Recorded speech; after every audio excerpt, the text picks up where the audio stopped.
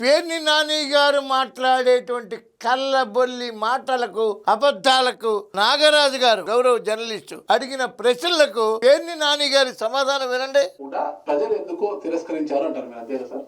ప్రజలు ఎందుకు అలా పేపర్లు, టీవీలు, తెలుగుదేశం పార్టీ, పవన్ కళ్యాణ్, చంద్రబాబు, పవన్ కళ్యాణ్ యొక్క విషం అంటే వాళ్ళు చేసినటువంటి విష ప్రచారం ప్రజల మనసులోకి ఎక్కి మాత్రమే జగన్మోహన్ రెడ్డి గారు అధికారాన్ని కోల్పోయాడు.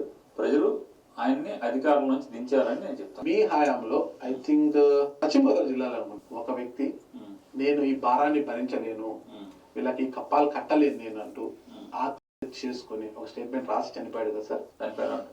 విన్నాను సార్. వీళ్ళకి కప్పాలు కట్టలేక పశ్చిమ గోదావరి జిల్లాలో ఒక మహానుభావుడు చనిపోయాడు. వసూళ్ళు మొత్తం వసూలు రాజాలు వాళ్ళందరూ కూడా ఏంటి చేశారు? ఎందుకు ఓడిపోయారు? విష ప్రచారం వల్ల ఓడిపోలే, రోడ్లు వెయ్యక ఓడిపోయారు. దొంగలిక్క రమ్మి జే బ్రాండ్ అంటే ఓడిపోయారు. ప్రజల్ని సోమరపోతులు చేసి అసలు భవన నిర్మాణ కార్మికులకి పనే లేకుండా చేస్తే ఓడిపోయారు.